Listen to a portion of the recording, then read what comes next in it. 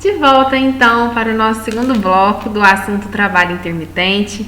No primeiro bloco nós relembramos o conceito de contrato de trabalho, introduzimos o conceito de trabalho intermitente, vimos os artigos da CLT que falam a respeito dessa modalidade de contrato de trabalho e nós finalizamos o bloco nesse slide, nós conhecemos quais são os requisitos do contrato de trabalho intermitente trazidos e estabelecidos pela CLT.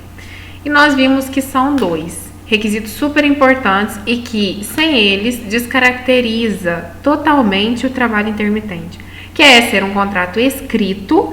Nós precisamos ter um contrato escrito firmando que o trabalho prestado vai ser do modo intermitente e, além disso, deve conter nesse contrato escrito especificamente o valor da hora de trabalho. E nós vimos, então, nesse artigo 452A, que o valor da hora de trabalho não pode ser inferior ao valor horário do salário mínimo e nem inferior ao valor do salário dos demais empregados do estabelecimento que exerçam a mesma função em contrato intermitente ou não.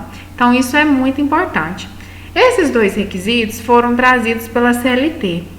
Como eu já disse no bloco passado, após a lei da reforma, a Lei 13.467 de 2017, nós tivemos a MP 808, mas esta MP não foi convertida em lei, ela caiu. E aí depois veio o Ministério do Trabalho, em 2018, porque a MP foi em seguida do início da vigência da reforma trabalhista, ela foi editada, mas ela não foi transformada em lei em 2018, e aí o Ministério do Trabalho fez uma portaria, que é a portaria 349 de 2018, regulamentando alguns pontos que ficaram obscuros do trabalho intermitente. E um dos pontos foi realmente exatamente esses requisitos. Ele trouxe também a portaria, os elementos obrigatórios, os requisitos obrigatórios do contrato de trabalho intermitente, portaria 349 de 2018 do Ministério do Trabalho, e trouxe os elementos facultativos, além de outras coisas que nós vamos ver mais à frente. Então, aqui nós vimos que a CLT trouxe que o contrato tem que ser escrito e conter o valor da hora de trabalho. Se o contrato intermitente for celebrado de modo verbal ou tácito, como um contrato qualquer, ele não irá se amoldar às regras do 452A e não vai ser trabalho intermitente. E quais são os elementos, então, obrigatórios do contrato de trabalho intermitente trazidos pela portaria do Ministério do Trabalho, portaria esta tão importante que nós estamos trazendo aqui na nossa aula? O que fala que são elementos obrigatórios? Anotação na CTPS do empregado, ou seja, na carteira de trabalho do empregado, tem que estar lá registrado que é um contrato de trabalho intermitente, que o trabalhador presta serviço intermitente, ou seja, com alternâncias entre atividade e inatividade, a identificação da parte, a assinatura das partes e o domicílio ou sede das partes, ou seja, o nome das partes com as suas assinaturas, né, de empregado e empregador, e aonde cada um reside, né, é domiciliado. Na verdade, domicílio e residência são conceitos diferentes, né? Não são sinônimos no direito civil, mas basicamente o domicílio, né, ou sede das partes, né, a casa, né, na onde a pessoa mora, né, tem ânimo de permanência, né, está domiciliado, a identificação, nome e assinatura das partes. O valor da hora, igualzinho tá aqui na CLT, valor da hora, mas aqui fala um ou do dia de trabalho. Então, o valor da hora ou do dia de trabalho e o local e prazo para pagamento da remuneração, ou seja, aonde deve ser feito o pagamento, porque nós vamos ver que quando chega no fim da jornada que a pessoa, o trabalhador intermitente foi convocado, ele recebe uma remuneração com o 13º proporcional, com as férias proporcional, com o descanso semanal remunerado e os adicionais legais. E pode ser estabelecido num contrato de trabalho intermitente, segundo essa portaria do Ministério do Trabalho, um local para se fazer esse pagamento e o prazo também para o pagamento sair. Pode ser no mesmo dia, em até 5 dias após a prestação de serviço, no dia seguinte. Então, isso daí vai estar lá determinado no trabalho intermitente, no contrato de trabalho intermitente. E isso é um elemento obrigatório. Então, além de ser um contrato escrito, que a CLT determinou, e de ter o valor da hora ou do dia trabalhado, esse contrato de trabalho intermitente deve estar anotado na carteira de trabalho com a identificação das partes, assinatura e domicílio, e também deve estar ali determinado qual é o local e o prazo para pagamento da remuneração. Então, é isso que traz o artigo 2º da portaria que nós vamos ler agora, na íntegra. O contrato de trabalho intermitente será celebrado por escrito e registrado na carteira de trabalho e previdência social, ainda que previsto em acordo coletivo de trabalho ou convenção coletiva, e conterá 1. Identificação, assinatura e domicílio ou sede das partes. 2. Valor da hora ou do dia de trabalho, que não poderá ser inferior ao valor horário ou diário de salário mínimo e nem inferior àquele devido aos demais empregados do estabelecimento que exerçam a mesma função, assegurada a remuneração do trabalho noturno superior ao do diurno. Isso é muito importante, mas reparem que é a mesma redação praticamente, né, aqui, que não poderá ser inferior, é a mesma redação da CLT. A única coisa que acrescenta é que o valor pode ser também do dia de trabalho e assegura que a remuneração do trabalho noturno é superior ao do diurno. E o 3, inciso 3, o local e o prazo para pagamento da remuneração. Então, o que nós tínhamos resumido no último slide, né? Ser escrito, tá anotado na CTPS, ter a identificação, assinatura e domicílio das partes, valor da hora ou do dia trabalhado, com a informação a mais que é assegurada a remuneração do trabalho noturno superior à do diurno.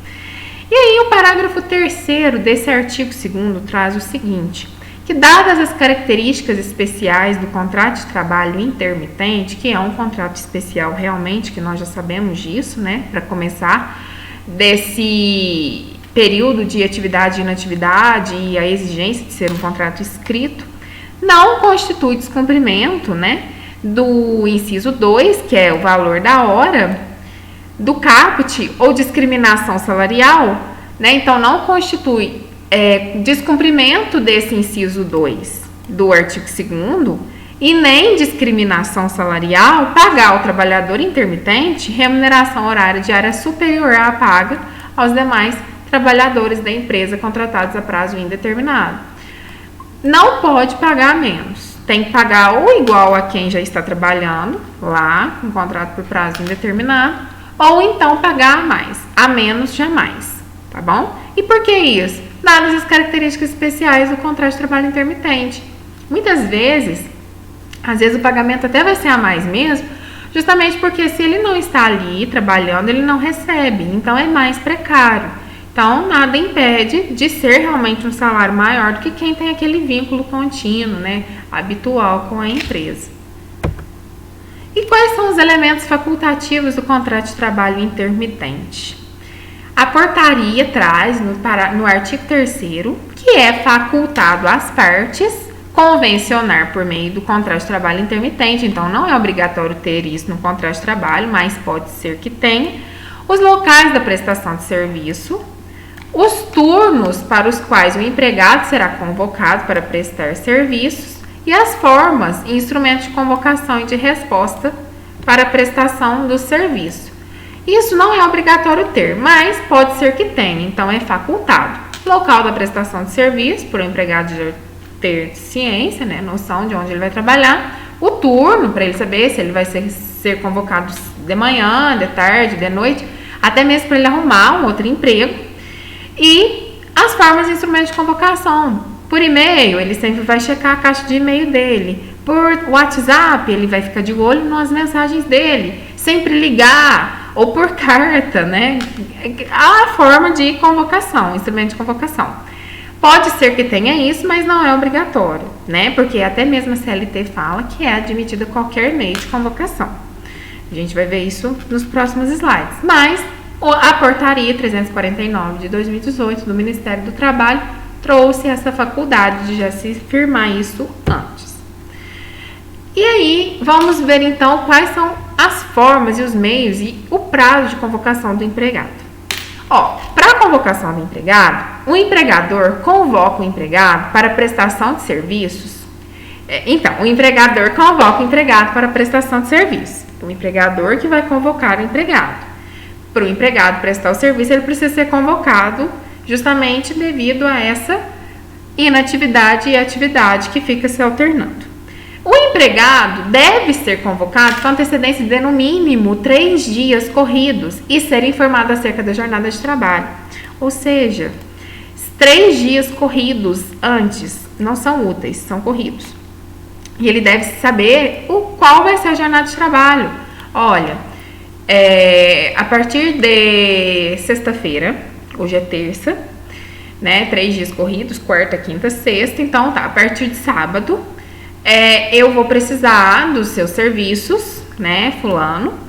E vai ser por sábado e domingo, que aqui na minha lanchonete fica um movimento muito alto nesses dias.